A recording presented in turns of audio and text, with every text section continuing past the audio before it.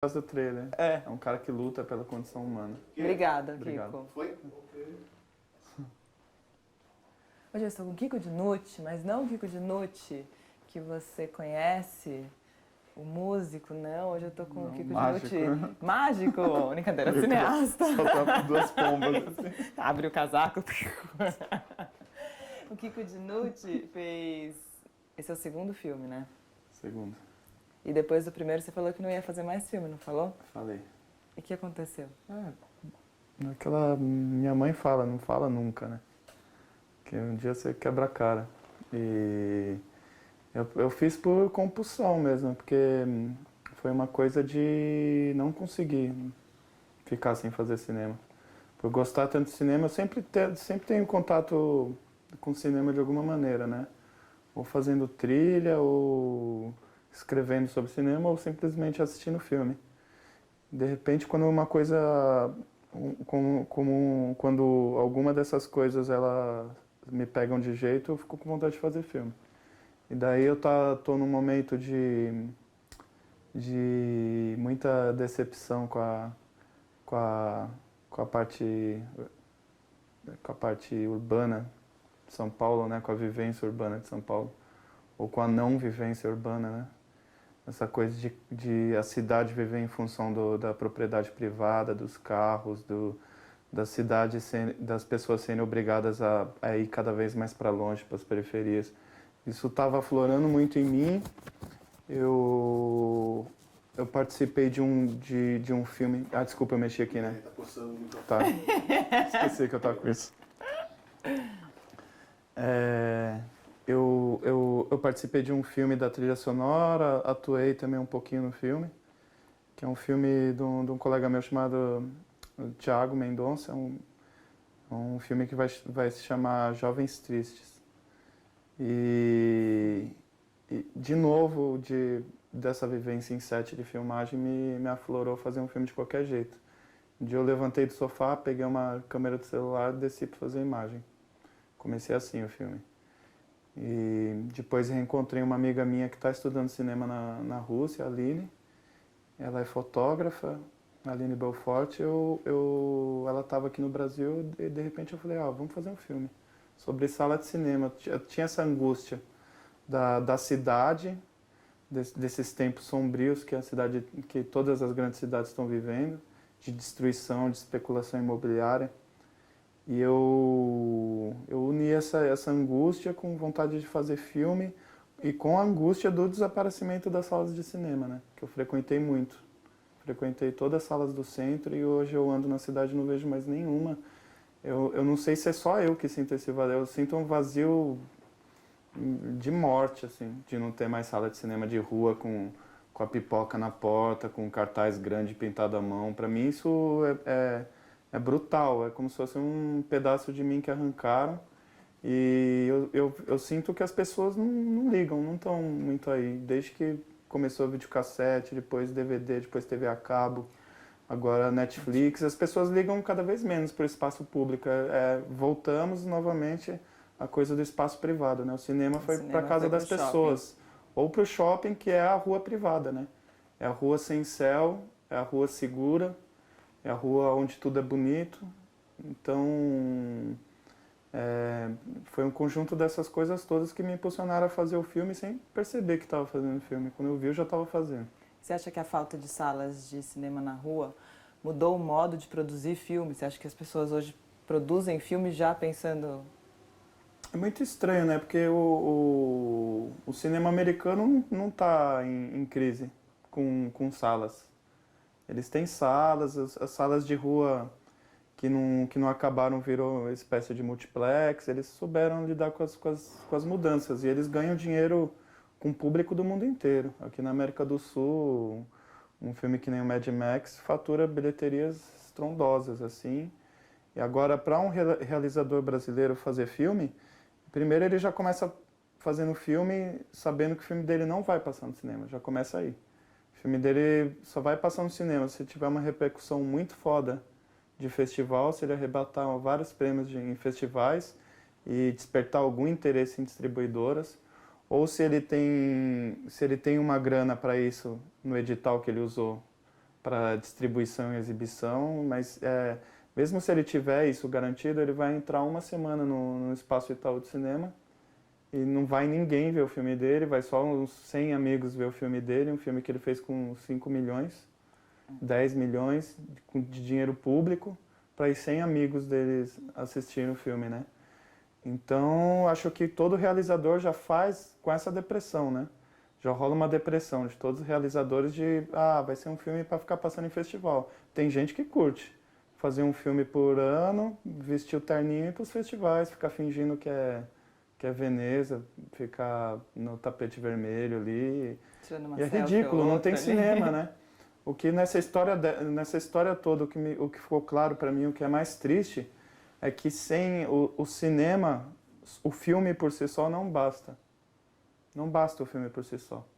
Netflix tem quantos filmes ali, mas não, eu posso assistir no meu computador, posso assistir na TV, mas o filme ele depende do espaço físico do cinema. De você sentar num lugar, a tela tá 8 vezes maior que você, de você sentar do lado de pessoas estranhas que vão entrar nessa viagem sua, naquela coisa de você se esconder no escuro do cinema, né? É um voyeurismo, né? O cinema é uma espécie de voyeurismo. Você se esconde ali, vê o mundo escondidinho do seu lugar seguro. É uma espécie de refúgio dos tímidos também, né? Uhum. Então, para mim, se não tem essa vivência das salas, não tem cinema. Não adianta aparecerem filmes maravilhosos e eu acho que não apareceu filmes maravilhosos assim. Eu acho que só piora. Se você pegar os filmes que ganham os principais festivais do mundo, assim, é decrescente, assim, a ousadia, a criatividade, as qualidades artísticas, estéticas do filme. Eu acho que está tudo em crise. Eu acho que enquanto continuar essa crise geográfica do espaço da sala de cinema, os filmes tendem a piorar mesmo, porque o cara perde noção de como vai ser a reação do público, de como ele não sabe mais como que é o filme dele dentro de uma sala escura, né? Ele sabe só nos festivais, que vai ter todos os amigos dele cineastas, todos os amigos atores, né? Na pré-estreia. Então, o que é mais gritante para mim é isso, tá faltando isso na vida de todo mundo e ninguém percebeu ainda. A gente não falou o nome ainda do seu filme. O nome é Breve em Nenhum Cinema. Breve em Nenhum Cinema, que eu acho que para quem já foi bastante em cinema, passava toda hora no trailer. Em breve nesse cinema. Nesse cinema, com aquele vozeirão. Todas as salas, quando você ia na fachada de um cinema que tinha aqueles cartazes enormes com fotos do filme. E estava escrito hoje. Mas já tinha outro cartaz enorme. Breve. Do filme que ia entrar na semana que vem, no mês que vem, né? Aí breve. Era uma coisa assim, aquele filme que você já estava esperando, né? Você já viu o cartaz. E eu sinto muita falta disso. Não é um problema cinematográfico. É um problema urbanístico mesmo, assim. De estar faltando coisa no espaço urbano da cidade de São Paulo e todas as capitais estão caminhando para esse suicídio de destruição do centro e de especulação imobiliária. Assim. E Breve em Nenhum Cinema, você falou que você desceu e começou a gravar com o celular. Depois você juntou com a Aline. E aí, a equipe, quem mais tem nessa equipe? Então, a equipe, eu comecei a filmar só com a Aline, a gente começou em algumas salas.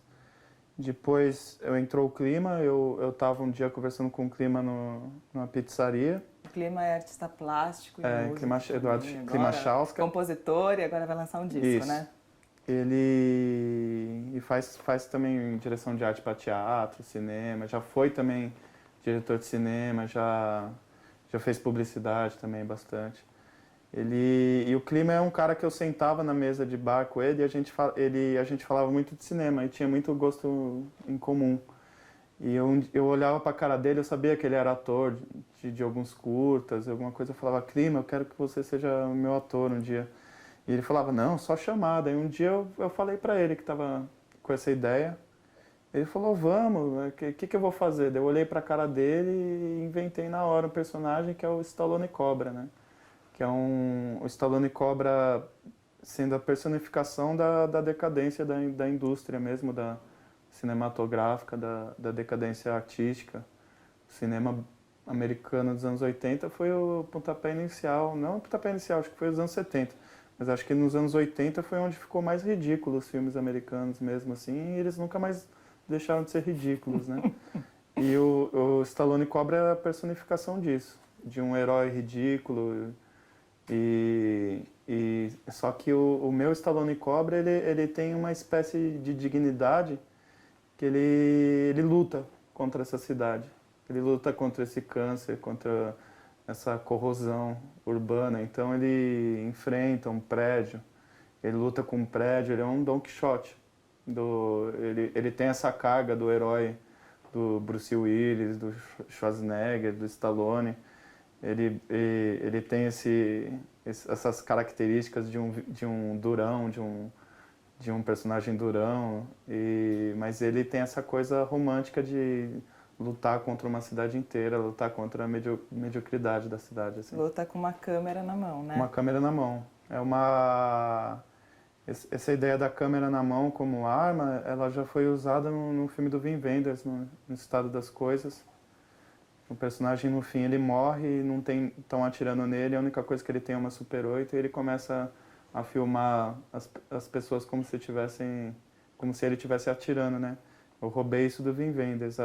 Aliás, tudo é roubado no filme, assim, né? É um filme muito rico em referências. Eu junto referências do cinema lixo, do lixo pop americano, mas ele tem referência do cinema marginal, da Boca do Lixo, de Godard, de Fritz Lang, de Orson Welles. Eu fico o tempo inteiro reproduzindo algumas referências, assim, quem conhecer vai sacar. Vai pescando. E aí, além do clima, também tem o Kazuo Ota, que aí Tem o forma a Kazuo equipe, Ota. é isso? São 4 pessoas. Primeiro começou só 3, eu, a Aline e o Kazuo Ota. No primeiro dia que eu filmei com eu, a Aline e o Clima. No primeiro dia que filmou nós 3, a gente falou, a equipe vai ser essa, não precisa de mais nada. Só que não tinha ninguém fazendo som, então ficou o som da câmera, a gente perdeu muito. Então eu decidi eu fazer o som direto eu fiz e era ridículo porque eu ficava com um boom, um zoom na outra mão e lapela nos atores e eu tendo que mixar tudo na hora ali e dirigir ao mesmo tempo. Meio ridículo, o som direto do filme não deu muito certo, assim, estourou, um som sujo, assim, não deu muito certo. Como eu pego muito som pré-gravado de outras coisas, pedaços de filmes, pedaços de trailer, pedaços de música. Então eu decidi construir uma narrativa sonora para as imagens. As imagens elas são longas, os planos são longos, não acontece muita ação. É o Clima e o Kazuo se deparando com esses cinemas mortos, mas não tem ação nisso, é só uma cena triste. Então eu criei uma série de ação sonora para ninguém dormir no filme. Mas muita ação sonora, né? É muita ação sonora. Pessoal. Tem uns trechos de filme, tem trailer, tem música, tem silêncios. Tem silêncios. É um filme pensado... Eu tinha ministrado um curso no Cine Sesc sobre som no cinema. A proposta do meu curso era o som como expansão da imagem. Tá. Filmes que trabalhavam som, que tinham um cuidado maior com o som, e esse som ultrapassava as barreiras do limite da tela. E eu fiquei transtornado também com esse curso, porque eu comecei a olhar muito para isso e assistir filme pensando, percebendo os detalhes sonoros. E descobri também que é muito pouco explorado. Hoje no Brasil, por exemplo, 99% dos filmes, ou longa ou curta, usa o som real do take. É o mesmo som da novela, o mesmo som. Mas deve ser uma loucura fazer isso que você fez, não? É uma loucura, tudo que eu fiz é uma loucura, né? É uma espécie de suicídio. Não, mas você pega assim. você gravou o material inteiro, Gravei som direto, aí às vezes eu desloco o som muito direto. Material, não? A gente gravou bastante material, joguei algumas coisas fora, usei muita coisa, também não joguei tanta coisa fora. Quantos dias de gravação? O filme, 6 dias. 6 dias de gravação. O filme tem em média de 1h16. E ele tem só essa equipe. Eu, a Aline, o Clima, O Cazzu eu inventei depois, eu estava lendo um livro sobre os cinemas da Liberdade. Eu sou fanático, sou doente por filme japonês e comecei a pesquisar a história desses cinemas da Liberdade. Cine Niterói, Cine Joia, Cine Tóquio, Nikatsu, Cine Nippon. Tinha uma série de cinemas dedicados à comunidade. Muitos deles não tinham nem legenda, era a comunidade mesmo nipônica que assistia. E o Kazu o Kazu já é um personagem, né, na vida Kazu real. é um cara que ele vai em quantos shows por ano, aproximadamente, será? Ele é um tá cara em todos os é, shows. Ele é um cara que a gente conheceu no meio da música, ele ir muito em show. Ele vai em show, no ano passado ele foi em cerca de 400 shows, só no ano passado.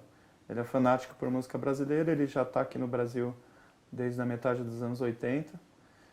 E ele procura assistir todos os shows sem distinção, assim, sem muito, ele quer ver tudo, sabe? Então ele não tem muito um segmento só de música, ele vai ver instrumental, vai no Metametá, vai qualquer show. E aí você estava pesquisando cinema japonês Eu e estava lembrou do pesquisando, Kazu. lembrei do Kazu e por um acaso eu comecei a conversar com ele sobre cinema japonês e ele descobri que ele sabia muito, que ele era um cinéfilo também, que além de ser um fanático por música, ele também é um cinéfilo. E ele se assustava também, porque eu falava de cinema japonês, ele não se conformava que eu conhecia as coisas, ele, não é possível que você conhece isso. Então a gente fala muito sobre vários diretores, sobre filmes, a gente manda link um para o outro, troca DVD. Então eu criei um personagem para homenagear isso, para homenagear o próprio cinema japonês. A narrativa do filme é muito oriental, não é ninguém, se a pessoa for assistir o filme achando que é cheio de cortes rápidos, com uma dinâmica do cinema norte-americano, que é o que 90% dos brasileiros fazem, vai quebrar a cara, é cinema oriental mesmo. Cinema é Ozu, cinema chinês, Tsai Ming-liang, é uma respira e começa a viver outro centro. É um contraponto com esse ritmo brutal que o paulistano tem de fazer tudo correndo, tudo mal feito e vomitado e atropelando tudo, né? Eu quis puxar isso para trás. O Kiko, eu fiquei pensando, a música, a gente sempre fala que eu vi várias pessoas já falando que a música saiu na frente com esse negócio de baixar e que aí logo os artistas se resolveram e começaram a gravar discos em casa e colocar tudo isso para baixar. Só que isso, de alguma maneira, também prejudicou a ida das pessoas aos shows. Não sei se isso ligado relacionalmente, mas as pessoas passaram a ir menos em shows. Não existem temporadas de shows mais, na mesma maneira que não existe, que cinemas de rua também não existem. Eu fico vendo, sei lá, teatro diminuiu, antes era de quarta, domingo, agora sexta, sábado e domingo já é puxado. Eu acho que na música mudou, teve, lógico, um período de crise brutal nos anos 90, de gravadora falindo, da pirataria. Principalmente não foi a internet que faliu as gravadoras, foi a pirataria, que era o cara que gravava CD e vendia na rua. A internet, e as pessoas na verdade, compravam. foi só um jeito de vocês se próprio piratearem. Exatamente. E de um jeito direito e honesto, né? Sim. Porque a pirataria, quem inventou a pirataria não foram os piratas, foram as gravadoras. Porque vender um CD por R$40. E daí chega um cara, vende por 2 na rua, o mesmo CD, o público foi no de R$2. Mesmo tendo uma qualidade pior, eles não estão interessados se tinha gente empregada lá na gravadora, se tinha desde da secretária ao presidente, aos diretores, ao contínuo, office boy, eles queriam um CD de R$2. Um país miserável, com anos 90, assim, estava no auge da miséria no Brasil, e as pessoas queriam um CD de R$2. E essa foi a resposta do público de, a gravadora não está dando mais, vocês estão vendendo caro, é R$40 um disco. Então teve essa primeira crise. Isso obrigou as coisas a se tornarem menores, assim. Os artistas começaram a lançar discos que eles mesmos gravavam. O Chico Buarque grava o próprio disco, a Maria Bethânia grava o próprio disco, o Djavan grava o próprio disco. As gravadoras deles mais distribuem hoje em dia. E hoje em dia as grandes gravadoras são escritorinhos, não são mais prédios. né, que se assinava o contrato ganhava um carro, estourava uma champanhe, depois gastava mais não sei quanto para gravar um disco. Não tem mais, então as coisas não morreram na música, elas diminuíram de tamanho. Foi aí que os artistas independentes começam a ganhar destaque. Já que tudo diminuiu de tamanho, a gente já era de tamanho pequeno. E daí, brigando de igual para igual, a gente começou a se destacar, lançar bons discos. É somente isso que a gente fez. E o modo como você faz, acho que tanto na música quanto agora fazendo cinema, já diz muito sobre o que você quer dizer também, né? Sim, sim. É engraçado porque eu penso muito na indústria do cinema. Porque a indústria do cinema é um negócio que nunca existiu no Brasil direito, né? A gente não chegou na Revolução Industrial direito. Então, hoje em dia a gente é bancado pelo Estado, com dinheiro público, faz filme não para esse público. O público dá o dinheiro para você, você faz filme para um outro público, para a elite, para meia dúzia que vai ver o filme. E tem poucas salas, as salas estão em crise aqui, o pessoal só vai no shopping, daí no shopping tem Mad Max passando nas 10 salas, um dublado, legendado, horários IMAX, alternados. 3D, não sei como. E já tem essa luta desleal com o mercado americano, que é brutal, que chega atropelando tudo no mundo inteiro. É uma coisa quase nazista mesmo, de dominação do mundo. E o que resta, né? Como será que o diretor de cinema vai conseguir achar uma saída? Como os músicos acharam, distribuindo a própria música, botando as músicas. No meu caso, eu como músico, no momento que eu ponho um disco na internet, ele aumenta o show. Talvez para um grande artista que fazia temporada no Credit Card Hall, para ele piorou. Mas para eu que sou pequeno, eu consigo espalhar minha música, isso cresce demanda, as pessoas começam a contratar show. No show eu vendo meu disco é R$10, é barato. Não é tão mais caro do que o pirata. O pirata, a internet quebrou o próprio disco pirata, já não tem mais disco pirata na rua, é raro. Hoje as pessoas baixam, então se vão baixar minha música de um jeito ilegal, eu vou ser eu vou disponibilizar o fornecedor, o ilegal de mim mesmo. E daí eu vou pôr numa qualidade boa, com capa, com letra. Isso vai proporcionar uma série de oportunidades para mim como artista. Eu vou ser contratado para show, eu vou poder vender meus discos na saída do show, porque as pessoas conhecem o disco, já baixaram. Na hora que elas olham na hora que pega isso daqui, ó, a pessoa baixou metade, ela vai na saída do show, tem isso aqui. R$50 um vinil. Feito com uma capa em serigrafia, dourada. O cara vai querer isso. Daí ele pega R$50 e gasta num disco. E isso pra mim, e as pessoas vão assistir o show, conhecem as músicas, cantam as músicas, não é aquela coisa de ter que conquistar a pessoa aos pouquinhos, a pessoa já vai curtindo muito, é uma resposta já. Então, no cinema eu não vejo, vai ter que ser outro caminho, entendeu? Vai ser outro caminho. A gente tá todo mundo, 100% das pessoas dependendo do Estado, sem lugar para passar filme. Isso vai ser pensado, você vai ter que repensar isso.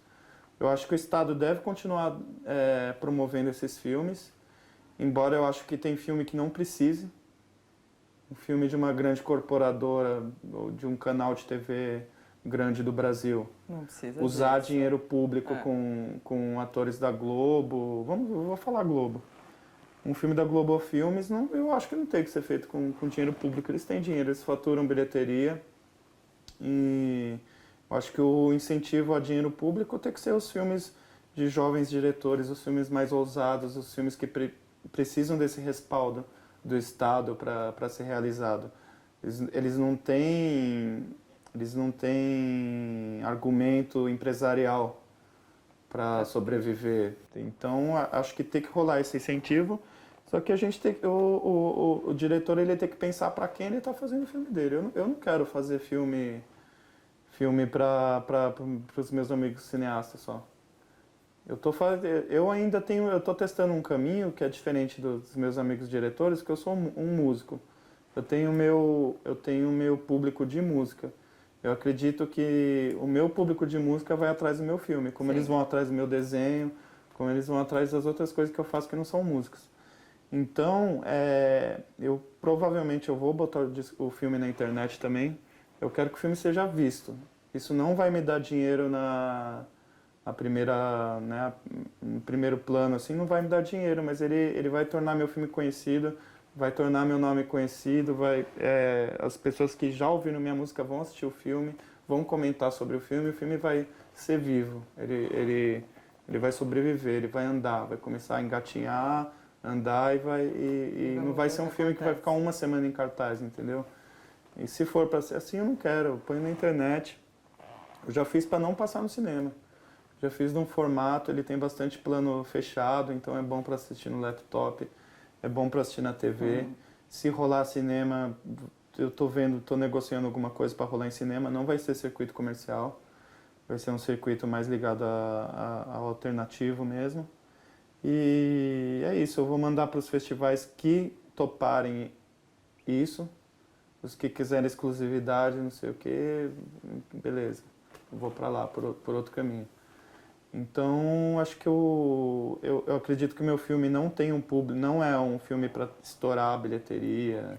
Mas que ia ser divertido ver breve em nenhum cinema no cinema.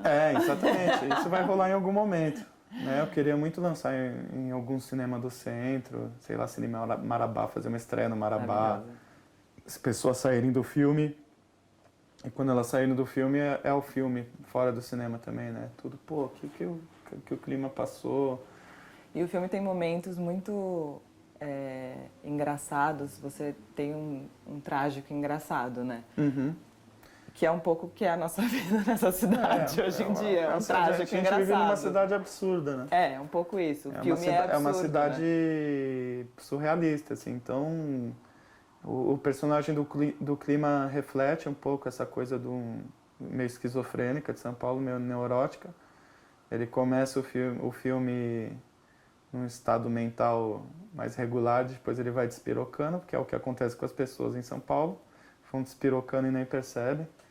E o Kazu, ele é um personagem mais documental, menos atuado e mais documental e mais melancólico também. E o filme ele tem esse ar engraçado, escrachado em alguns momentos, que é por causa da referência do cinema marginal, de chanchada, de coisas que eu usei como referência, mas ele é trágico, né? Você tá rindo, mas se você parar para olhar ali, você fala, mas isso é triste. Você isso ri, é um cinema você sente, demolido, Você ri e se sente mal por rir, mas exatamente. o que... Você acaba tendo um olhar sarcástico sobre a cidade, de uma cidade destruída. E só que montando o filme, eu fui vendo que o filme ele vai ganhando um ar melancólico, chegando do meio para o fim, a melancolia vai tomando conta, e porque a gente se depara com isso, com uma cidade em ruína, né? Uma cidade que está se transformando numa coisa disforme, esteticamente disforme, prédios horrorosos, padarias com mármore, você não sabe se é uma padaria, se é uma churrascaria, se é uma academia de ginástica, coisas sem forma, em nome de uma classe média, em nome de um progresso que não vai para lugar nenhum, né? Um progresso sem estar preparado para o progresso, né? Um progresso, você destrói uma casa centenária e na hora de construir o progresso em cima, você constrói um monstro disforme, né? Uma coisa de mau gosto, sem relação nenhuma com o resto da cidade, sem respeito com o que está do lado, com o que está em frente, com quem está em volta. Isso reflete muito o momento que a gente está vivendo, que é o culto à vida privada. Nessas salas de cinema todas que você foi, primeiro você já sabia o que tinha acontecido com todas ou não? Você foi descobrir? Já sabia. Já sabia todos? Já sabia. O enredo é muito parecido. Se não virou estacionamento, a maioria virou estacionamento. Grande parte foi para o chão. Grande parte virou igreja evangélica e outras viraram pornô para sobreviver. E tem uma até que tem os filmes no chão, rolo de filme no chão. Foi o caso do Cinema Rocks, a gente entrou. O Cinema Rocks, ele hoje em dia ele é ocupado pelo Movimento Sem Teto. E o Movimento Sem Teto ocupa só a parte do prédio que tem em cima do cinema. O cinema está lá meio... Eles não usam, eles preservaram. O cinema é uma área que não tem acampamento lá dentro do cinema, só no hall do cinema tem acampamento. Então, quando eu fui filmar lá, foi uma surpresa, porque eu vi, não conhecia de perto o Movimento Sem Teto e vi como é organizado, né? Tinha muita família morando lá, tem muita família, criança. Você fica assustado quantas pessoas não têm onde morar, onde pagar um aluguel na periferia. Não, ó, chegou num momento que não tem nem como pagar um aluguel na periferia. Você vira um sem teto, mas você é um cara que tem emprego, sua mulher trabalha, você expõe a criança na creche, na escola, é a vida que qualquer pessoa tem. Mas sem teto. Mas é sem teto. Então eu vi muito essas famílias, fiquei surpreso dessa vivência das famílias, de muitos imigrantes, né, africanos, peruanos, bolivianos, tentando se erguer na cidade, né, ter oportunidade de viver no centro, de morar perto do trabalho, que seria uma coisa básica, né, um direito básico de um cidadão. E quando eles invadiram lá, o cinema já tinha sido invadido por outras pessoas, saqueado. Então teve peças de bronze, de metal que foram arrancadas e antes do movimento entrar lá. Então o cinema está todo em arruinado, destruído, caindo aos pedaços. A sala de projeção tem pedaços do projetor, tem rolos de filme sobre o chão. É um ambiente de morte total mesmo, né? Então, cada lugar desse que eu passei, eu fiquei muito mal, né? Passei um período de depressão mesmo e a equipe inteira ficou.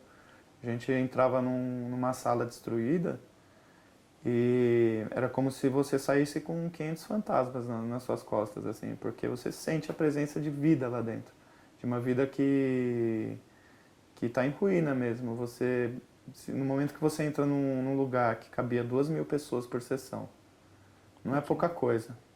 Isso reflete o quanto o cinema era importante para São Paulo. O paulistano ele ia muito mais no cinema do que no Parque do Ibirapuera, por exemplo. Era muito mais comum o cara pegar a cidade, a família dele inteira e ir para o cinema do que para o parque fazer um piquenique.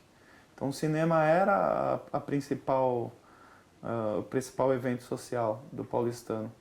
De você pensar que famílias foram lá, casais se conheceram lá, casais pegaram na mão assistindo o filme, pessoas riram, choraram, se emocionaram com o filme, se conheceram, brigaram, se desencontraram. 2.000 pessoas por sessão numa sala dessa. Muita gente passou lá. Será que é possível que isso seja tão indiferente assim para a vida de cada um? Será que a gente não tem resquícios disso na família de cada um? Será que os nossos pais não foram no cinema também, não namoraram no cinema, nossos avós não namoraram no cinema? E daí você fala isso com as pessoas, os avós não ligam mais muito para isso, os pais que namoraram no cinema não ligam mais para isso. Esquecem. Eu sinto a impressão de que eu tô louco. A memória é curta. Eu sinto a impressão de que eu tô sozinho, assim, louco, esquentando a cabeça com... Eu poderia pensar assim, gente, morreu, o cinema é uma coisa que morreu, tudo morre. Tudo morre no mundo, mas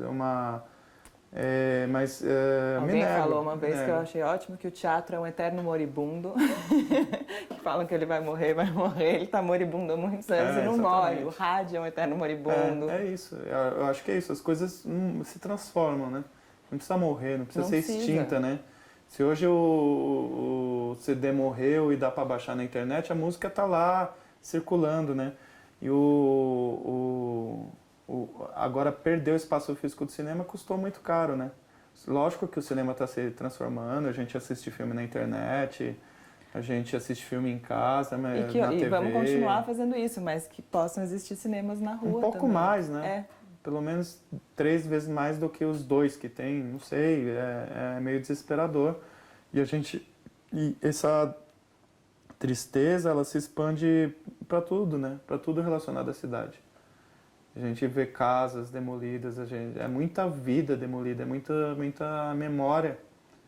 E aí que tá a crueldade do filme, né? O filme ele mostra que a memória é uma faca no seu peito, né? Você ter memória hoje em dia é lembrar de coisas que não existem mais. Não é memória, a memória viva, né? É como se você não não pode lembrar de um amigo que está só na outra cidade. Você tem que lembrar de um amigo que morreu. Então a memória hoje em dia ela está ligada à morte. Você só lembra do que não existe mais. É isso, gente. Breve em nenhum cinema, em breve na internet.